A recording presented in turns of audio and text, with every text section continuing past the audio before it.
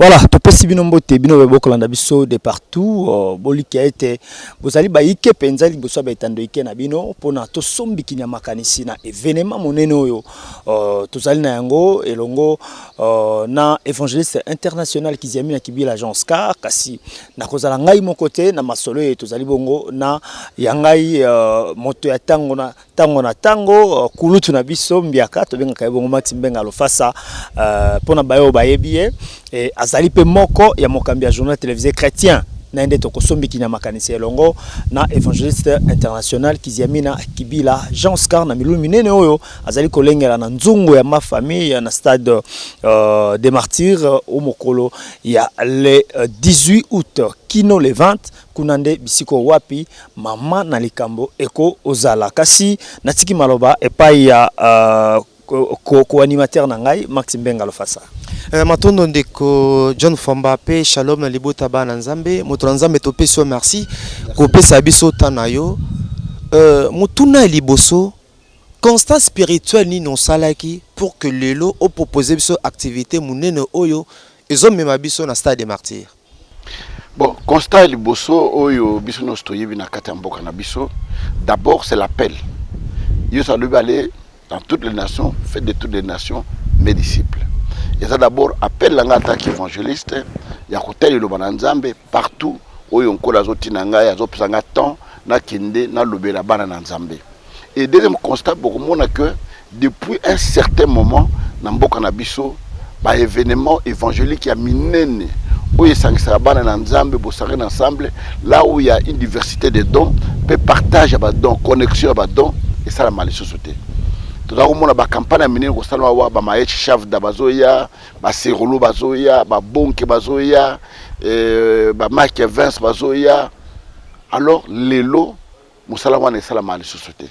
Après Bissot, tout le monde qui ba général Sony Bazoya qui relève, ba Coutinho, tout le relève wana, il y a ba campagne évangélisation na Kat Namboka. Après un moment, et le quoi n'est pas la mal société.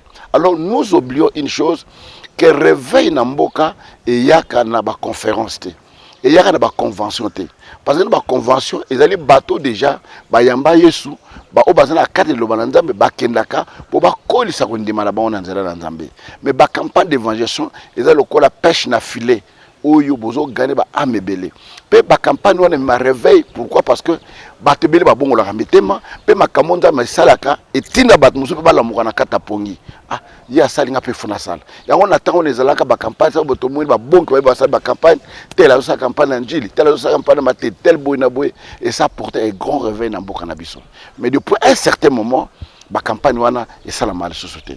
Église à église ba sangani, ba sali prière na bango et communauté na communauté ba sali mais oyo to lingo to sala ke église nyoso to sangani to sambeli biso nyoso to bondeli moto oyo bandeli tala max na bande 80 to bongo li motema to zala na mitukate to zala na lama malunga te to zala na mapapa l'église moko te zala même na ngar ba bampe ya ndingo wana ne to sala na saba nzete mais réveil on est cela que même ba konze bazo uta ba mbinza par-ci par-là bazo ko luka biso ba milliers rekilé pour mo peuple makamonza mazaki ko sala kat na biso.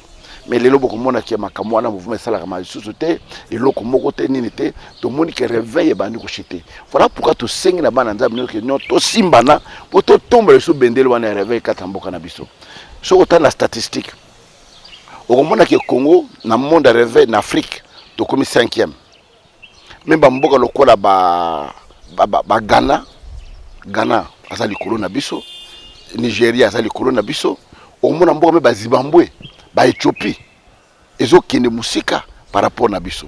Voilà pourquoi tu vois que non autant que tu confines en été en tant que ba pionnier réveil parce qu'il y a des pères biso ba pionnier artisans il y a réveil Tokyo kotika musala o ndengo wana te autant qu'on est encore vivant on a encore la force malgré ba difficulté tout ça na financière économique o ezana kat na mboka na biso ils vont permettre biso au stade musala comme il faut mais avec le peu de moyens on a mazocha biso pourquoi pas faire avancer l'évangile.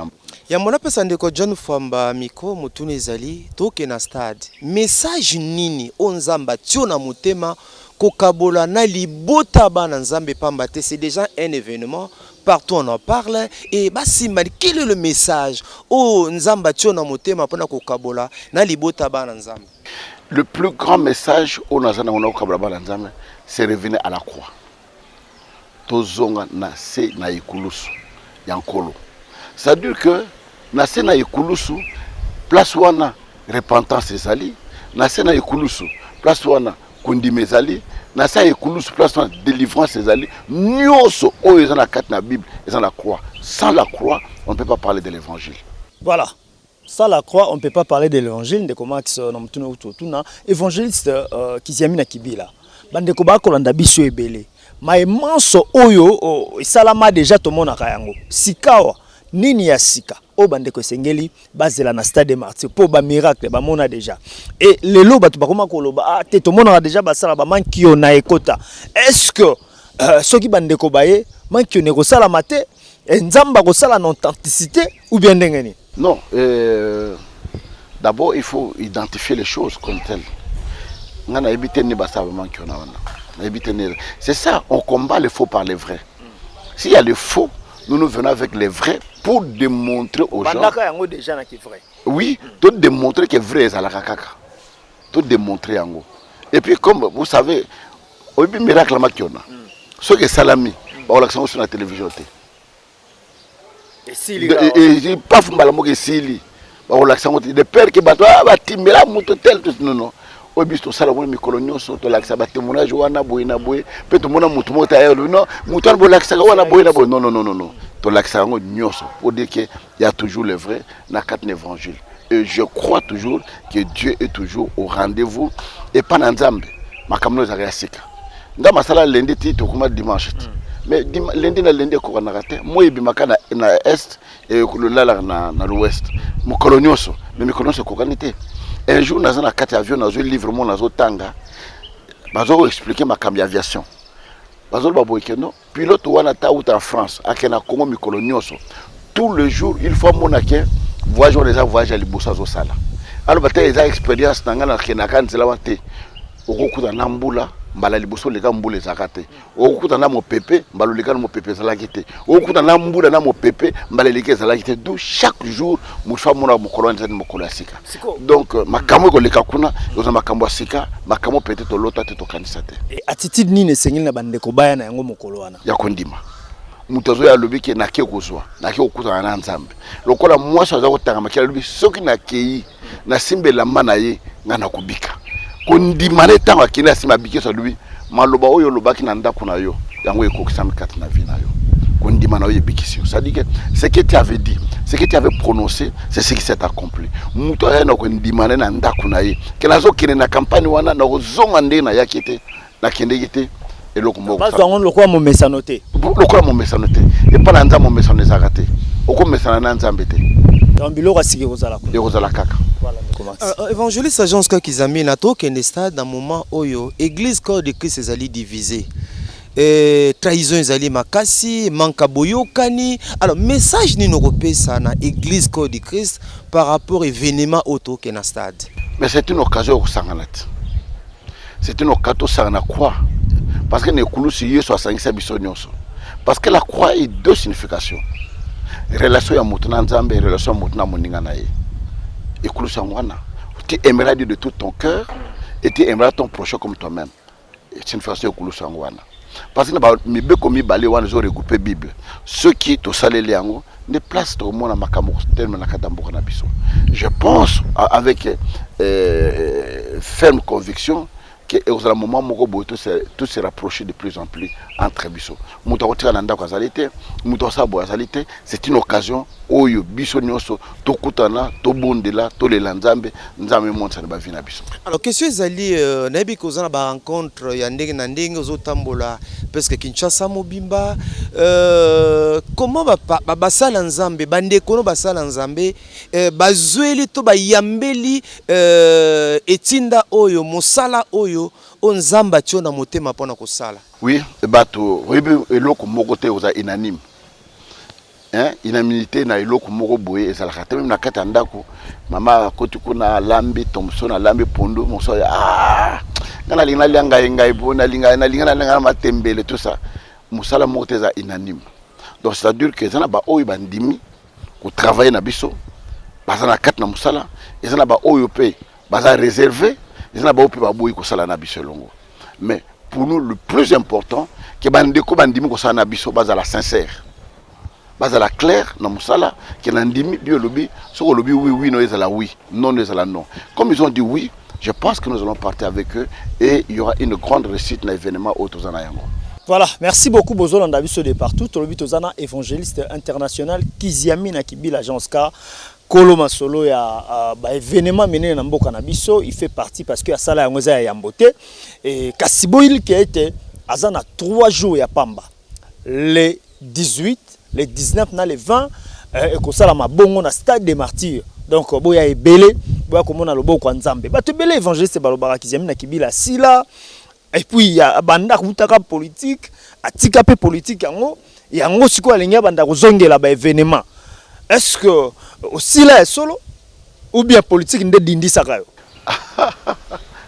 Na sa batelo comme que batoye binga été.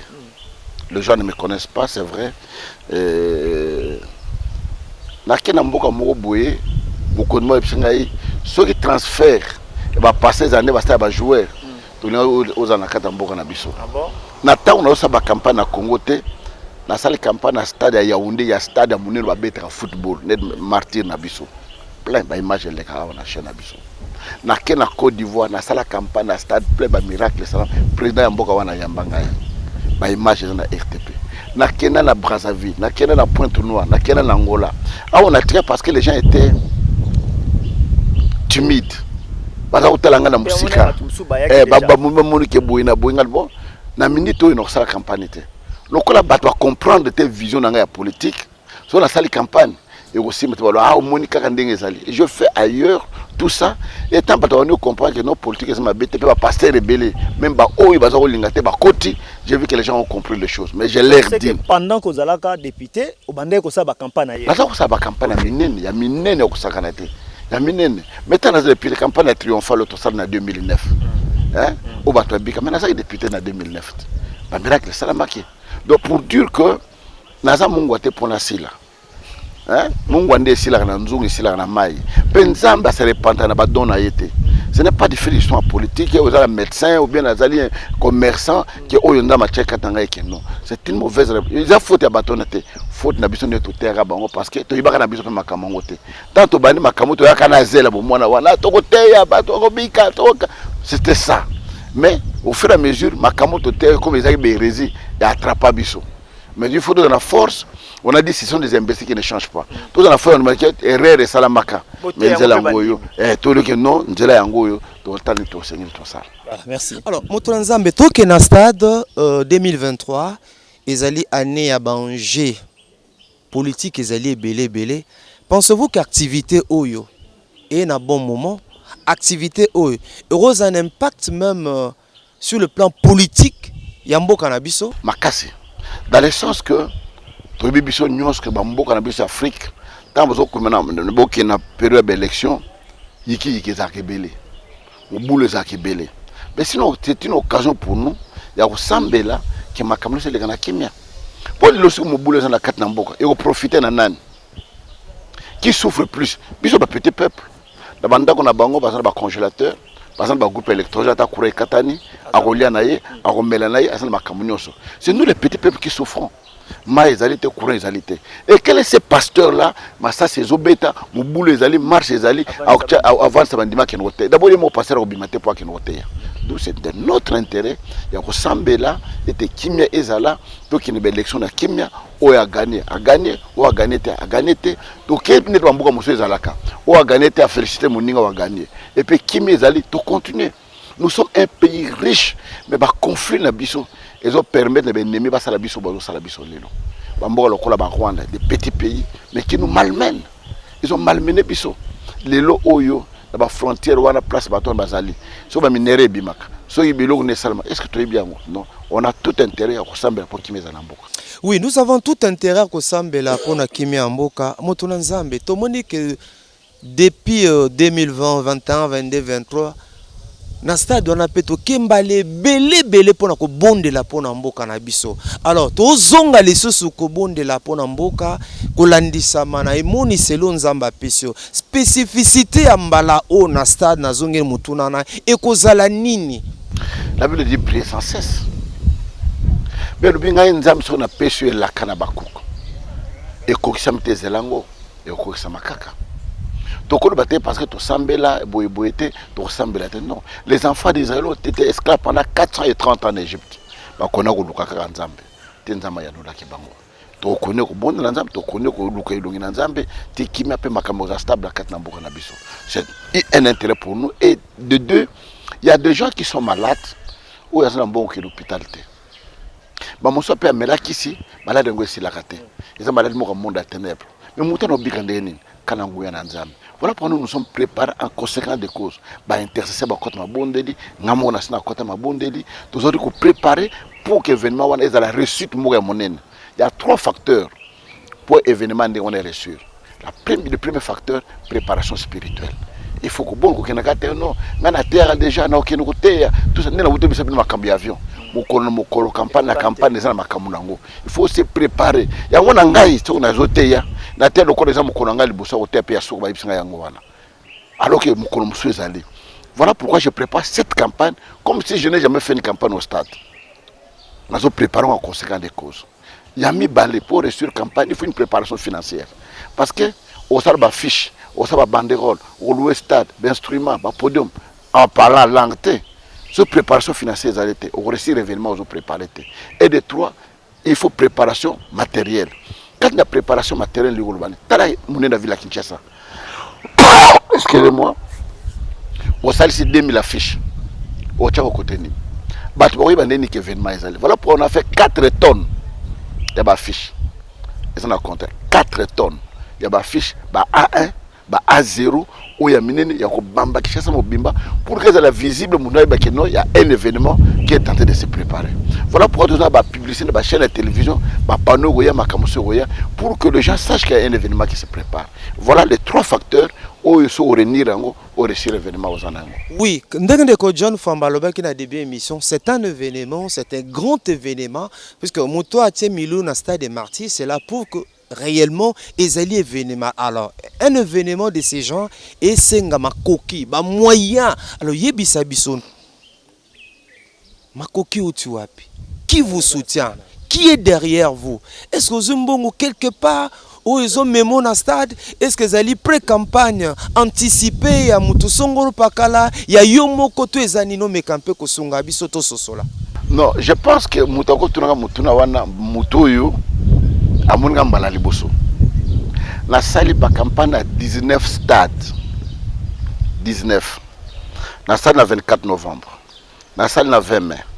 La salle na Martyr. La salle na stade Kazala na Chikapa. La salle na stade Aboma. La salle na stade Kibasa Maliba. La salle na stade à Pointe-Noire. La salle na Congo Brazzaville. La salle stade na Cameroun. La salle stade à Bertois. La salle stade na Gabon. La salle stade na Côte d'Ivoire. La salle stade na Kafunfu. La stade est bien na salle. Alors, ceux qui ont mboka na ngana zo sala pour aimer mangana ba élection. Bon on a stade na Côte d'Ivoire, na Gabon, na Cameroun. La salle kuna pour aimer manga wapi. Pour na mutamboka na te. Ngana zo sala musana nga tant que pasteur, en tant qu'évangéliste, je le fais. Le quoi pena ko le baké, je ne serai même pas candidat. Ça ne change rien na standing ya vie na ngande na vivaka. Je ne manque de rien. Si on a voyagé, on a voyagé. Si on a voyagé, on a voyagé. Peut-être que c'est une politique. Mais nous, tant soit peu, nous allons faire mais sinon, partant pour contribuer. Moi, je suis virgule. Et puis, si on a moi, je suis pas candidat président, on a peut-être candidat député. Pourquoi na bebi sambona que nous sangisa na lukunga na changu na funa ou na ozala candidat? Pourquoi ne pas concentrer tous ces moyens na momba place na zali pour ne pas voter ngakuna? Voilà. Voilà, merci beaucoup évangéliste Kiziami na Kibila. Toyamba on a émission moko à l'époque avec Nancy Kilakidi. Bon séjour na États-Unis Nancy Hollande biso. Oloba na biso loro moko élection kozalate na 2018. Et puis élection ezalate na date o lobaka wana e aka kozala etokoti ba date mususu. Est-ce que ndengo mabiso na stade okomona pona ebité aux évangélistes est-ce que vous avez mon sacol pour mikolo bato ba ko moneza bato ba ko tonisa bato eza na omono hôtel na omona yo kombo na yo boye est-ce que pour autant ba kombo bato pour bato ba ebele ba makamuna bango nzamba dévoiler yango. Moi je prêche l'évangile. Pierre a tellement abandi koloba Yesu bin bo bakane koloso yewana atonzi ba ko molimo santo bato baza ivreté ya premier kolomi sato belobi na prédication simple 3000 personnes ba bongo la motem. Ça même prophétie, pas me parler la langue, pas tant de mots à mais 3000 babons la mitema. Les gens ne doivent pas venir pour la prophétie. Ils ne doivent pas venir pour autre chose, mais ils doivent venir pour la parole de Dieu. Et du Lobananzam d'Angwe me miracle. Dieu envoie la parole et la parole les guérit. Donc, tel le Lobananzam et le Lobawande comme ma batna au Bazanango. La prophétie, oui. Il ne parle de connaissance, de prophétie et de mais ce n'est pas ça l'essentiel. L'essentiel, c'est de prêcher l'évangile. Miracle, prophétie, makamne, mais le balanza, mais tout le monde a fallu pour partir de ce stade. Évangéliste, biso. Disposition d'une bozui. Il y a sécurité. Est-ce que sécurité cause à la peau, milicien, il y a autre bakamoki. Il y a ton ici, tout le monde a dit batubakoufi, siko, au bas, il n'y a pas Christ. Vous avez disposition? Disposition, j'aimerais toujours que bito sala ba campagne wana, toyoka batko kufate, ninité, tout ça. On prend toutes les dispositions. Les alliés, voilà pourquoi on a 4000 frères dans la sécurité. Donc chaque poule, bah peut-être 100 frères, bah tamakasi, bah sœur, bah ça, bah sport, bah nin, bah ozalawan. En dehors na bango, police ozalawan, en dehors de la police, bah société à sécurité, auto signer un contrat, bah ozalawan pour nous sécuriser mutnyoso, aya malam, personne malam. Mais évangéliste, 3 jours, pourquoi c'est le mokolo morote? Est-ce que tous les 3 jours, on a bandeko baroza disponible pour baya baton ça, le baroya le batondi. Lobby peut-être ba ndam jour wana mona boy fiasco. Ozo bangate, oko chaka jour morote. Et on matin, chaque jour et on matin. Je te dis une chose, que bon, na salle na campagne à jour morote en fait. Maintenant na bana ministère nanga, au campagne jour moro boy. Na salle 3 jours, 4 jours, 5 jours, tout ça et c'est le côté.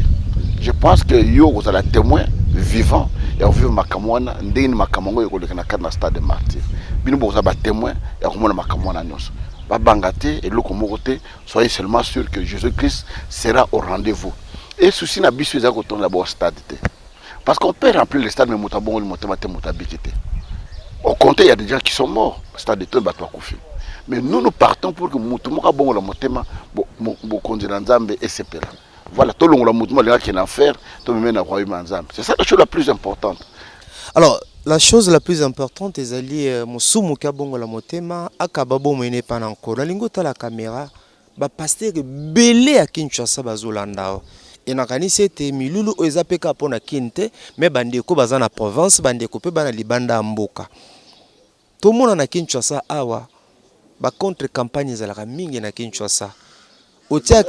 Oti activité au Kingandi Bukendete to yebi makama nino ko yebisa bassin na Nzambe église corps de Christ bazolanda yo par rapport ya milulu oyo est-ce que ça milulu évangéliste agence qu'ils amina yemoko na bandeko ya ministère de la puissance to ezeli loko etali église corps de Christ message na yo na basala Nzambe ya Congo en fait na koloba boye na basala Nzambe no sa Congo soki ezalaka musala église nanga na basala une église nanga na esika moko ya mokie parce que église nanga ministère nanga yango moko eza na capacité ko tonda stade wana te mais surtout que na stade c'est-à-dire que eza musala oyo esengi biso nyonso l'église nyonso bana na Nzambe nyonso muno za confesser Yesu lokola mokoni pe mobikisi c'est une occasion ya kosanga na biso na basala na Nzambe ça ne sert pas ya kosala contre campagne parce que au combattre ngate au combattre Nzambe oyo oteyaka Yesu yo oteyaka wande au combattre alors tant on combattre nga les lokola mutu na kata boîte boza na katikata mayo banoko pasula boîte wana et tant boîte on les zinda yo pour ça nini ozinda mais si nous nous protégeons nous nous tenons la main dans la main c'est que nous allons faire et aux alokumu ya kizaminate mais lokumu église afingi biso mingi ba église wana ba yoka na kate ba pasteur wana ba sila ba pasteur ba pengwa ba pasteur ba boy na boy mais aujourd'hui si on fait une telle chose ça doit ramener beaucoup de gens près de Christ alors que non nzamba za na biso na kat na mboka oyo je demande à tout le monde de mettre la main dans la pâte peut-être à une invitation en direct mais à landing à la télévision il peut faire il peut prier chez lui à la maison il peut contribuer ndena zo lo ba ketona bana bele ba ko de mabondi na zamba il faut to laisser bango il faut pas mettre là, il faut tout sonner bango. Et nous demandons à tout le monde de mettre la main dans la pâte. Pourquoi pas les hommes politiques? S'ils attendent que moi je les écrive, je n'écrirai pas. Parce que moi, je vais amener ma contribution. Ce que moi j'ai toujours fait, dès que moi j'ai musala boy, la même tol langa, la même sima langa, la même info langa. Pour ne pas que ça musala nzambe. Et nazolo bada basala nzambe, musala nzambe zo sala ezaka yo église noté. Oté une église na yo bonde bato abikolobi, musala non, musala nzambe partout nzambe zo tinda yo. Partout zo contribuer que évangile que liboso, eza musala nzambe. Alors, toi qui malé malembe na souk émission, tu as activité zo banda le 18, le 19, le 20, il y a 8e mois. Le 18 est tombé un vendredi à Nalingi. Est-ce que le pasteur va avoir quête vendredi? Il faut vendre ça en stade. Bon, je pense que c'est pas sur la vente qui est vendredi, la paix de locomotive. Les amis commencent à me les bêtes, qui te en vote. Dimanche, vous avez les bêtes, qui te en vote. Moutakofate. Au contraire, quand tu amènes tes gens à la croisade, ils vont vivre certaines réalités. Bandimina bis va se révolter. Des fois, tant qu'il n'y a pas de campagne à battre Moussous. Toki campagne à Kudo, qui campagne à Soni, ndé bo organiser, on va salir ah, puis papa il faut tout ça là, il loga boy. Puis il faut tout ça là. Puis il faut tout contribuer. Andé ba protocole on va l'attaquer. Puis il faut tout ça là quand ndé wana. Andé ba organiser qui. Batouane ba teyami sans que ba comme la bango. Mais au ba mone tey bango. Alors, au père de locomotive, il y a vendredi, samedi, dimanche, et dimanche, il y a des après-midi.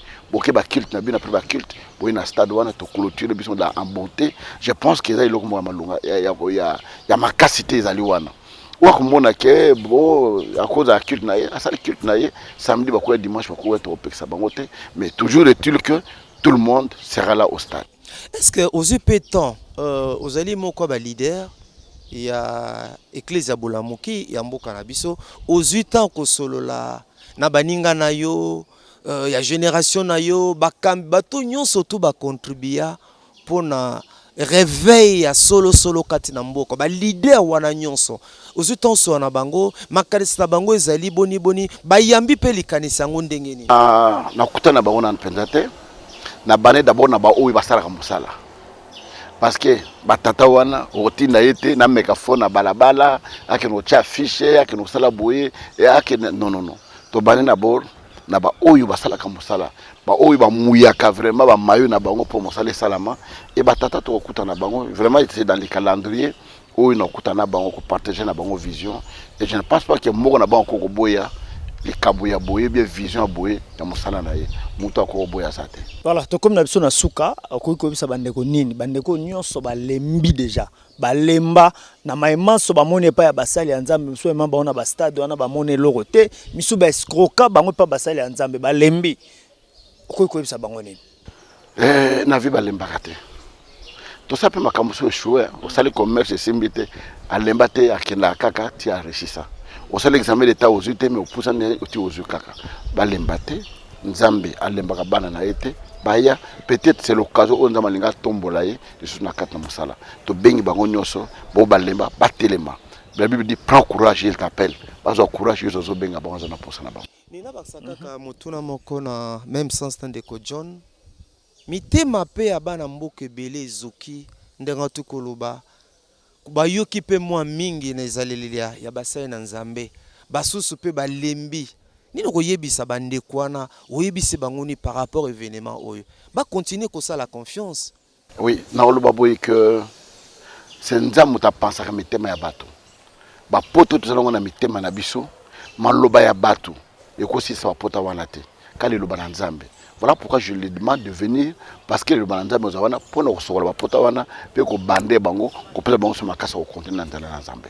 Bandeko baza ba province, bandeko baza libanda mboka, ni no yebisa bango, bandeko baza pe ba parti politique, ni no yebisa bango pour ce grand événement. To bengi bato nyonso, bato wa province boya bata poto d'ailleurs. Tozo tina ba invitation na bango et belé ba kalem ba vacances na bango ba na mois d'août pour participer à quatre événements parce que na habité sur l'événement boto sala ngo 2 ou 3 fois. Na ba montant, na ba coût ndenge za na kata mboka bi situation économique ndenge zali, nous faisons un sacrifice pour le faire. Au raté au moment où na limité peut-être na vie no participer à l'événement boy. Je ne le pense pas. tel que je vois l'allure des choses dans notre pays, tel que je vois la situation politique et économique dans Mboka na biso, nous prenons les risques, nous nous sacrifions. C'est une occasion qui monte. Au bâtiment, alors vivre la campagne de bon qui va naître, la campagne de maïchité, il y a chef daté, il y a Mike Maudocté, la campagne de vivre en côté. C'est une occasion pour la bonne ah campagne des Akaboye, ngapé un jour fona salaka qui s'amène à salle et que des bon on a quatre vision na bango. C'est très important. Voilà, je demande à toute la jeunesse il y a cause la wana quatre campagne wana pour bazoa image à Sega Moussala pendant 3 jours. Vous rappelez Les 18, les 19, le 20. Nous avons la campagne dans le stade. Août. Les 15, les 16, les 17, nous avons la conférence. Nous avons pour la salle d'Anzambe, la servante, les ouvriers, na yolo na kapela na église na biso wana eza conférence campagne nde na stade na conférence to bet ndanga makase parce que et concerné bato nyonso te ka basala nzambe nde ba na conférence to lendisani na mateya pe na misala pona ndenge avenir na biso ezali mais na campagne to bengisi bato nyonso. Le 6 avril tata mokonda tu kotombola Mfumu Kimbangu le 6 andimi komba na ye o asalaki et bandi ko belé pe église kimbangiste bazolanda yo mutuna liboso omiyoka kindenge na décision tata mokondi pini ko yebisa bandi ko ya tobi kelelo patriarche Simon Kimbangu azali patrimoine culturel pour ba africain surtout mais ni ko yebisa na bango pe ozwaki yango ndenge nini et puis opesi numéro de contact pour ndeko linga contribuer pour l'événement. Bon, la première des choses dans le baboyke biso to ba kimbangista parce que Mouta Banda réveille. Quoi que ce qui est devenu aujourd'hui. Il y a des Mouta Banda réveille, Mouta Munda Liboso, ou à Banda ou sa miracle, Bengal Molima B, Bimi abonné pendant Mouta Biki, Tinding Tokei, nous le reconnaissons. Je suis parmi les rares serviteurs de Dieu de l'éveil qui a été en Kamba. Voir Papa Simon, Loja Bisokuna, je pense 2 jours. Na kenu osona bango makamonza bachanga na motema ya partager na bango ba yamba biso kitoko tout ça. Baloja biso na Kondolo, je pense quartier Mobo Batonga ya Sikakuna, on nous a logé là-bas et je pense que c'est une fierté ya komona lelo ke ba reconnaître moko ya basali na Nzambe na musala o asali na Katamboka na komba na ye ba reconnaître neshiki wana. Je pense que c'est déjà un pas et nous sommes fiers de ça. Bakimbangiste nyonso bakope koya. Mais ça tout est Yesu église Kimbamba Komango, église de Jésus-Christ sur la terre par les prophètes, je ne peux pas l'envoyer Simon Kimbangu. Église de qui? De Jésus-Christ. Alors bisous qu'on côté nan Jésus-Christ. Alors, ils peuvent venir. Mes années, maman na likambo il y a 3 jours les années. Les kambo na 3 jours nango ezali, si ton Dieu est mort, essaye la mienne. Donc soki ya yo akufa meka évangéliste kizamina kibila to sepeli ko pesa biso tana yo to likete to zomi ko za ko ya opesi numéro na moto nyonso peut-être za posa sunga pe. Bato nyonso yo balingi ko benga ko sunga ba ko benga na 09 98 22 67 nasuka. Awa numéro nanga epeza Airtel Money akokotinda abenye mani tout ça ko benga et pour le grand événement et puis nango moké parce qu'à partir les 30 ba ko nanga le soutien les 30 mboka soki western to oui quand ils aiment na kibila Jean Oscar ba ko tina parce que dans 2-3 semaines ba ko nanga soutien donc on a déjà. Merci. Et bon vent, Toliki était au Simba. Dans ma pomme. Amen, merci beaucoup. Ciao. Ciao.